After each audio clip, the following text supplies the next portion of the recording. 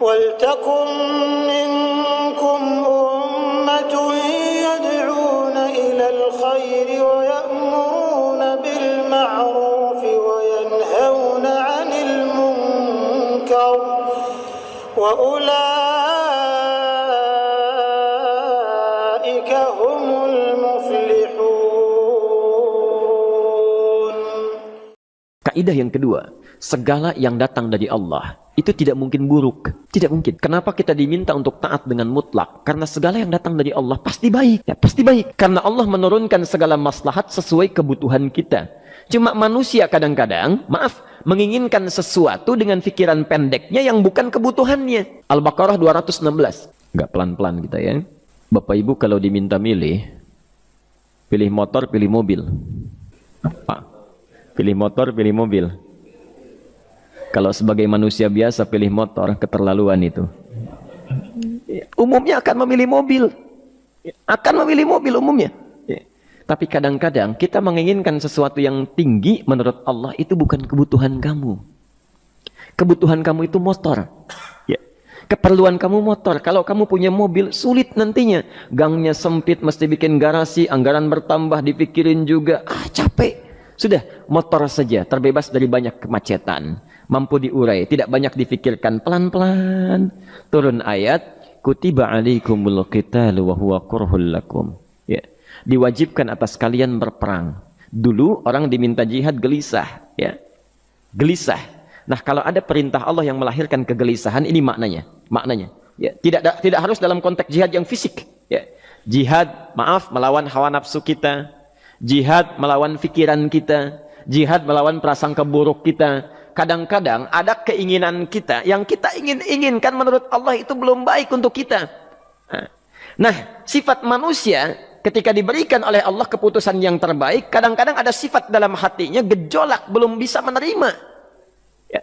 Ada gejolak di hatinya. Dalam keadaan demikian kata Quran, kutiba alaikumul qital. Kalau Anda merasakan sesuatu sedang ada gejolak di jiwa, sulit menerima ketetapan Allah, maka perangi perasaan-perasaan buruk itu. Wa huwa kurhul lakum, walaupun itu sulit. Walaupun itu sulit. Jangan berprasangka buruk dulu pada Allah. Ayat yang indahnya, perhatikan kalimatnya. Asa an takrahu syai'an fa huwa khairul lakum.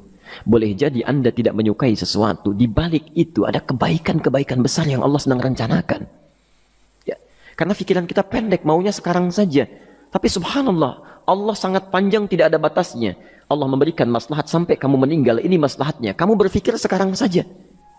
Wa asa an tuhibbu syai'an wa huwa syarrul lakum. Sedangkan boleh jadi di balik yang kita sukai, ada keburukan yang sedang menunggu kita di depan ini. Kamu tidak tahu. Ya. Apa logikanya? Wallahu ya'lamu. Allah tahu masa depan yang akan terjadi menimpa kita. Wa antum la ta'lamun. Sedangkan kalian tidak bisa membaca masa depan. Ya. Saya punya adik perempuan datang lalu meminta doa. Kak, saya ingin tes katanya. Ya, di salah satu bank. Kemudian sudah pada tahap akhir. Yang menurut hitung-hitungan manusia dan perkiraannya, insya Allah lulus. Karena tidak ada alasan apa-apa lagi untuk tidak meluluskan. Baik, bismillah kita berdoa. Tapi doa kita seperti dibimbing oleh Quran, tidak minta dunia saja. Ya. Jadi dunia baik, Al-Baqarah 201. Rabbana atina fid dunya wa fil akhirah. Ya. Dunia minta baik, akhirat minta baik. Tapi aturan dunia dan akhirat ini jangan disebandingkan, rugi. Dunia itu kecil. Ya, akhirat lebih besar. Dunia itu kecil. Makanya diatur di Al-Qasas ya, ayat 77 sampai 78 itu aturannya wabtaghi fima atakallahu daral akhirah wala tansa nasibaka minad dunya. Minta seluas-luasnya akhirat, tapi dunia jangan berlebihan. Ya. Sekedar mencukupi kebutuhan kita saja. Ya. Pakaian, Bapak Ibu sekalian, ya, kita beli pakaian sesuai kebutuhan saja, jangan berlebihan. Ya. Cukup ketika kita akan sholat, layak, indah dalam pandangan Allah. Ketika kita akan bermuamalah, bagus, tidak mengecewakan orang lain, sudah. Maka waktu selebihnya, ketika kita mencari sesuai kebutuhan, waktu selebihnya bisa digunakan untuk memperbanyak ibadah. Tidak banyak energi terbuang, uang juga terbuang, tenaga juga terbuang. Bayangkan kalau keinginannya macam-macam. Wah, ingin baju terbaru, ingin tasnya Hermes, mereknya dari Paris, sekarang juga mesti dibeli. Wah, Uangnya sudah 400 juta keluar, tenaga mesti keluar, beli tiketnya macam-macam dan sebagainya. Habis waktu untuk mengejar dunia, ibadah tertinggalkan. Di rumusnya dunia itu secukupnya saja. Yang paling menarik, kita doakan supaya Allah memberikan kebaikan dunia dan akhiratnya yang paling utama. Maka datanglah dengan lesu mengatakan, saya tidak lulus katanya. Kenapa? Saya bilang. Saya tidak tahu, saya sudah berusaha. Tapi konon kabarnya, saingan saya adalah anak salah satu pejabat. Masya Allah. Saya bilang, kamu jangan bersedih. Kamu menginginkan sesuatu dengan pikiran pendek, Allah pasti memberikan yang terbaik yang tidak terlukiskan nanti. Subhanallah. Pekan beberapa hari setelah itu, muncul berita, ternyata dia diterima di bank syariah. Dia menginginkan sesuatu yang diinginkan, Allah menginginkan lebih dari apa yang dia harapkan. Dikasih bank syariah, di situ terjaga, meningkat keagamaannya, terjaga hijabnya, segalanya, dan disitulah kemudian diarahkan untuk menemukan jodohnya. Masya Allah. Dia berpikir saat itu Allah merencanakan masa depannya. Ya. Jadi apa yang Allah sudah rencanakan pasti baik, Pak, Bu. Jadi tadi dari salat subuh yang pertama kali ingin disampaikan adalah, coba dilihat sampai subuh ini, adakah aturan Allah dan Rasulnya yang sampai subuh ini pernah kita langgar, pernah kita ragukan? Barangkali itu yang membuat kehidupan kita sulit. Ya. Allah, Rasul membuat aturan. Dan ada 4 tipikal orang, ya, 4 tipikal orang bila dihubungkan dengan aturan yang Allah dan Rasul sudah buat itu. 1, ada yang ikut aturan.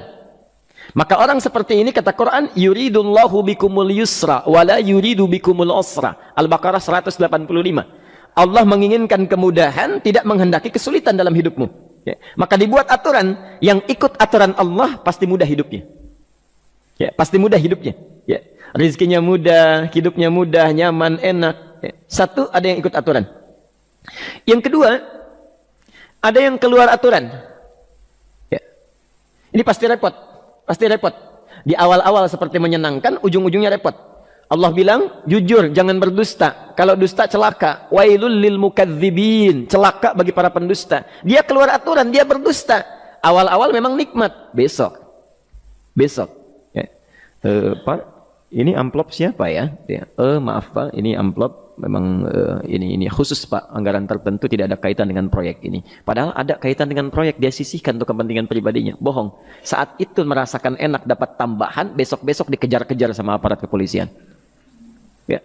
Celaka. Wail itu sudah keluar aturan pasti celaka. Ya. Subhanallah. Jadi ada orang kedua keluar aturan. Yang ketiga bikin aturan sendiri. Dikasih aturan, dia bikin aturan sendiri. Subhanallah. Kalau sakit, dibuat ketentuan. Sakit pertama, kalau biasa-biasa saja, ya subhanallah, ikhtiarnya pergi ke dokter.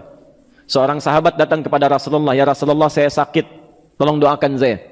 Kata Nabi, idhab ila tabib, pergi ke dokter.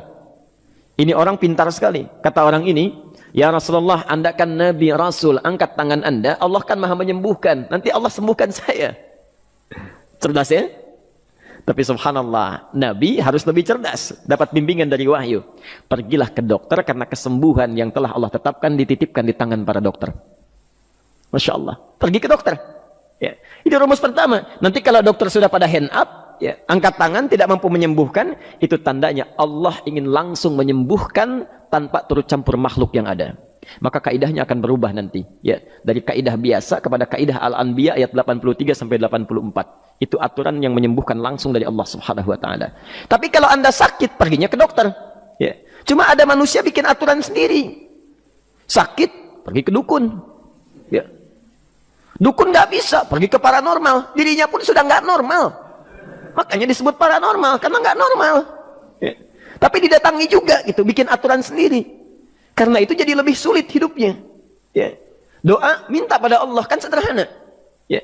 Doa nggak bayar, nggak ada macam-macam, masya Allah, gampang sebetulnya. Ada kekeringan sekarang kan banyak kekeringan ya, banyak kekeringan.